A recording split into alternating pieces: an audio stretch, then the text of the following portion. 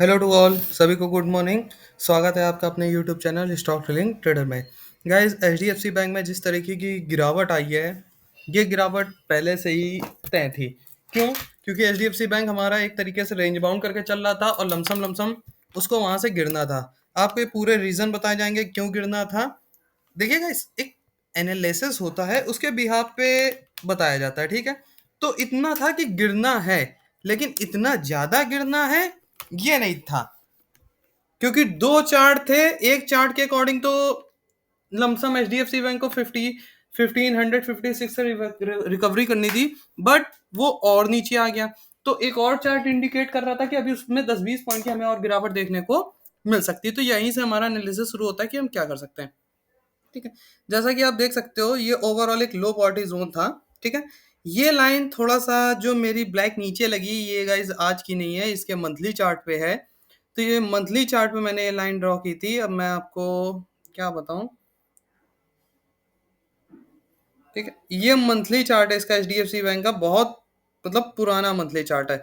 तो इस पे बात नहीं करते, बात कर लेते हैं डायरेक्ट अपने एनालिसिस की, जो अभी हमें करंट में देखना है, ठीक है। अगर मंथली चार्ट पे मैं आपको दिखा दूं, तो ये पूरी तरीके से एक स्टॉक रेंज बाउंड था। रेंज बाउंड सिचुएशन थी, आप देख सकते हो, you can see that in this chart. ये पूरा आपको एक रेंज बाउंड सिचुएशन मिली थी इस जगह, ठीक है। अगर मैं यहाँ से थोड़ी देर को जस्ट अ मिनट, ठीक, ये देखिए, ये पूरी ओवरऑल कैसी सिचुएशन थी, रेंज बाउंड थी।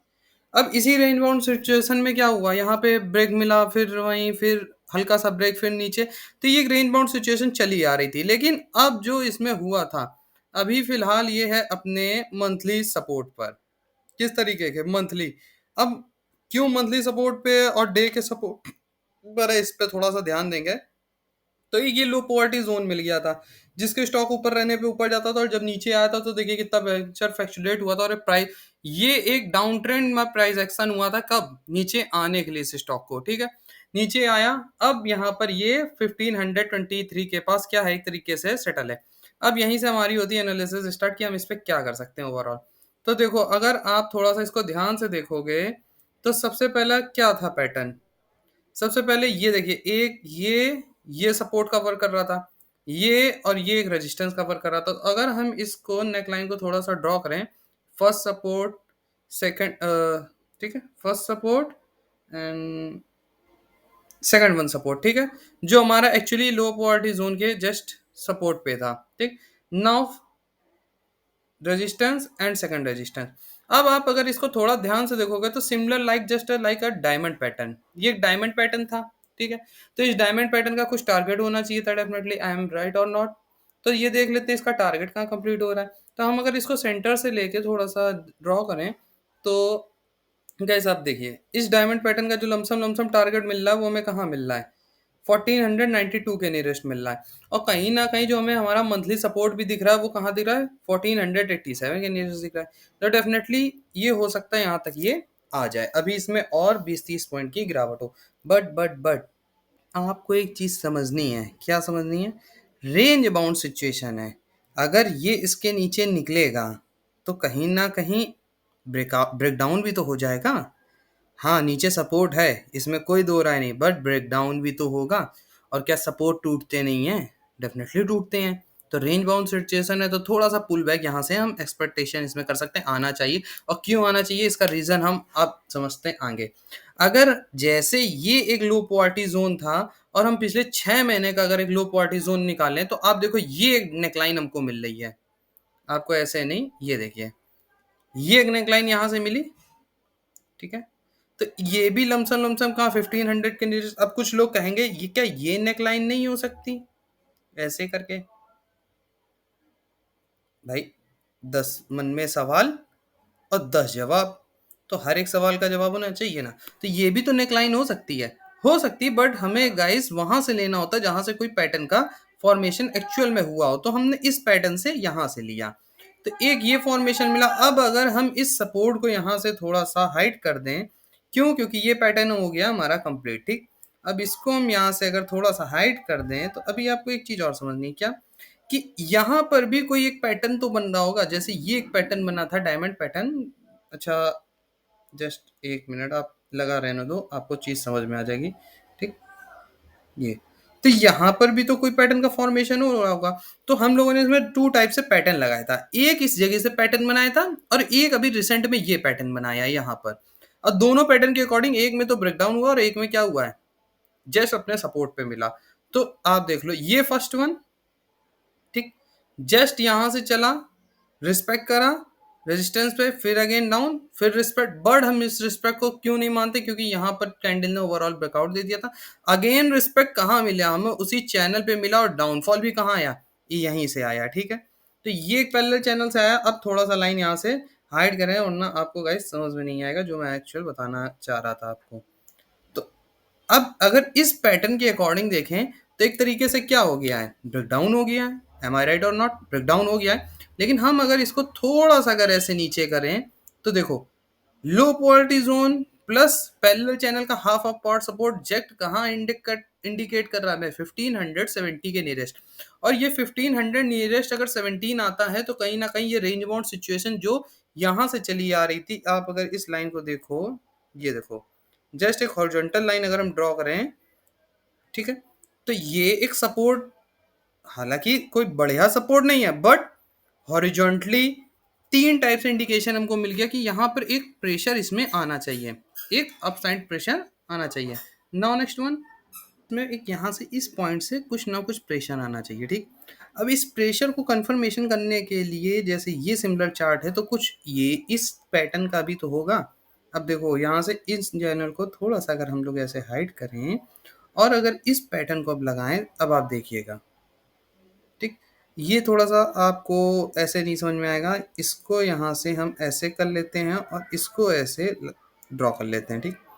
अब अगर आप इस चार्ट को देख रहे हो और इसको हाफ ऑफ पार्ट में हम थोड़ा सा रिस्पेक्टफुली डिवाइड करें, ठीक है, तो ये देखो, third one indication is that कि ये फिलहाल इसी पॉइंट तक 1515 के नियरेस्ट आ सकता है। और इसमें जो कॉलिंग मतलब इसमें कॉल प्रेशर या लॉन्ग प्रेशर आएगा वो किस पोजीशन से, इस पोजीशन के आसपास से आना चाहिए। नाउ नेक्स्ट वन, कुछ लोग इसको ऐसे भी ड्रॉ करेंगे, एम आई राइट और नॉट, भाई ऐसे भी तो कर सकते हैं। बट गाइस ऐसे कर सकते हैं, लेकिन हमारा कोई पॉइंट यहाँ पे एक सपोर्ट का तो वर्क करे, इसमें कोई सपोर्ट का वर्क हो रहा है, नहीं हो रहा है। जब नहीं हो रहा तो ऐसी चीजें फालतू फालतू नहीं बनाई जाती। अब हमें हालांकि इसमें इस प्रेशर से यहाँ से बाउंस बैक हमें देखने को मिला था, तो हमें अपने चार्ट को इसी पॉइंट से ओवरऑल लेना था। और हमने जो लिया हमें क्या पता चला कि ये रिस्पेक्टफुली इसी जोन के पास क्या किया, ट्रेवल किया, ठीक है। अब ये ट्रेवलिंग हुई तो डेफिनेटली ये भी एक ब्रेकडाउन हुआ। बट अगर इसको हम थोड़ा सा ऐसे करें तो हर एक पॉइंट इंडिकेट क्या कर रहा है कि ये चार्ट आने वाले टाइम में कहाँ तक आ सकता है, 1505, और फिर इसके बाद इसमें एक न्यू जर्नी हमें देखने को मिलनी चाहिए। यही ओवरऑल HDFC बैंक का पूरा गाइस पूरा सिनेरियो था, टेक्निकल एनालिसिस था। कोई ज़्यादा वो नहीं है, खास नहीं है, एक नॉर्मल यही एक पूरा फेज था जो HDFC बैंक ने इतने डायमंड पैटर्न एक पैरेलल चैनल नीचे को ड्रॉ करा, ठीक है। ये एक हमें इंडिकेशन अच्छा पॉइंट मिल गया। कुछ लोगों को नई चीज़ समझ में आएगी, क्योंकि क्योंकि ये चार्ट हम लोग मंथली पे पूरे व्यू पे नहीं बात कर रहे हैं। अगर हम इस पे एक हैकेनाशी अपना मंथली सपोर्ट भी देखें तो आपको एक ओवरऑल देखिए अच्छा सपोर्ट, गुड सपोर्ट जो देखने को मिलेगा। ये हंटिंग हमें 5047 की होने को मिल गई है, तो हमें एक 1484 का भी आप देखो एक सपोर्ट देखने को मिल रहा है। और ये 15 पॉइंट जो 1585 के पास है, अगर ये हमारी नेक्स्ट कैंडल यहाँ तक बनती है तो डेफिनेटली कुछ कैंडल में एक करेक्शन आना चाहिए। वही करेक्शन हमारे लिए इस पोजीशन को लॉन्ग कराने का क्या करेगा, काम करेगा। और आपको एक चीज मैंने पहले भी दिखा दी कि ये अपने किस पे सपोर्ट पे, मंथली सपोर्ट पे। तो ऐसा नहीं कि सपोर्ट नहीं ब्रेक होते हैं, ब्रेक होते हैं। सो ओनली लर्निंग पर्पज से समझिए कि क्या कर रहा था एक्चुअल में ये चार्ट। ये चीज आपको समझनी जरूरी थी। अगर आप ये समझ गए तो आपने सब समझ लिया, ठीक है। यही ओवरऑल गाइस HDFC बैंक का पूरा सिनेरियो था। ना कोई ज़्यादा इसमें खास है फिलहाल। जो इसमें डाउनफॉल आनी थी वो इस पॉइंट से आनी थी, और बहुत बड़ी डाउनफॉल आ गई। मिनिमम आप अगर एक एक कैंडल का सिनेरियो देखोगे तो ये 100 टू 130 तक की रेंज में एक कैंडल बनती थी, लेकिन ये जो कैंडल बनी है अकेले 1655 से कहाँ तक आ गई है, 1521 25। मतलब आप देखो 140, मैंने फिर बोला 140, मतलब जो मंथली हमारी हर एक कैंडल बन रही थी उसका पूरा सिनेरियो क्या था 140। इसका मतलब जो नेक्स्ट मंथ की कैंडल बननी चाहिए उसमें कुछ ना कुछ यहाँ से प्रेशर आएगा, डेफिनेटली प्रेशर आना चाहिए। यही मार्केट का नियम है। ठीक है गाइस, यही H D F C bank में ओवरऑल पूरा टेक्निकल था। बाकी इसका फंडामेंटल बताने की कोई ज़रूरत नहीं है, क्योंकि फंडामेंटली आप जानते हो ये कंपनी कैसी है। ठीक है, एक था चार्ट पैटर्न, वो चार्ट पैटर्न हमें समझना था कि कहाँ से इसमें हमें एक सपोर्ट फेसिंग देखने को मिल सकती है, हमारे क्या सीखने के पर्पज से एंट्री हो सकती है। तो यही एक पॉइंट हमको अपने technical chart plus every time हर चार्ट पे समझ में आया कि ये एक पॉइंट है जहां तक अगर इसमें आना होगा तो 10-15 पॉइंट का और प्रेशर देखने को मिलेगा, अदरवाइज ये यहीं से क्या कर लेंगे, रिकवरी कर लेगी। ये रिकवरी हमें अब यहाँ से क्या होनी चाहिए, इस चार्ट में देखने को डेफिनेटली मिलनी चाहिए।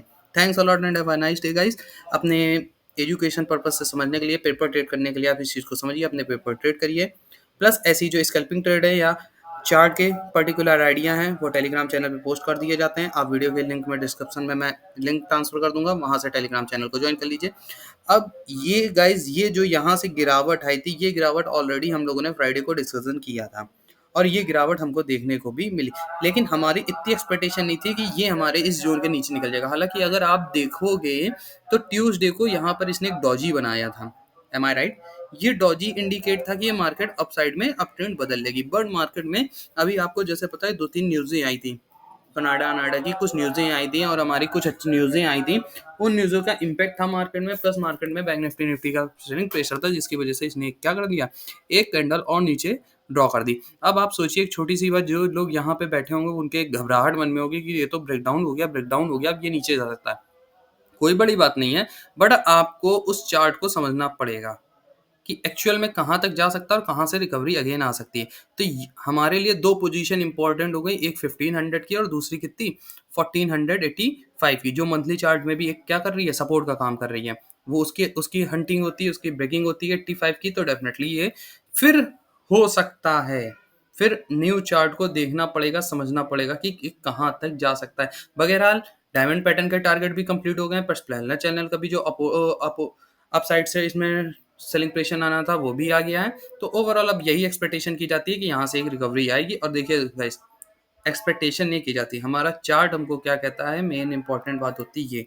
अगर हमारा चार्ट हमसे कहता है कि वो यहाँ से रिकवरी लेगा तो डेफिनेटली हमें एक उसमें शॉर्ट सेल करनी चाहिए। ठीक है, thanks a lot and have a nice day guys. Channel को लाइक करें, सब्सक्राइब करें, ताकि इस टाइप की यूजफुल वीडियो आप तक आती रहें और आप अपने वेल्थ को इंजॉय करें, बढ़ाएं, ग्रो करें, अपनी फैमिली के साथ इंजॉय करें। अपना सिनेरियो कमेंट बॉक्स में शेयर करें, आपको व्यू क्या लगा, आपके क्या व्यू हैं। आपको किसी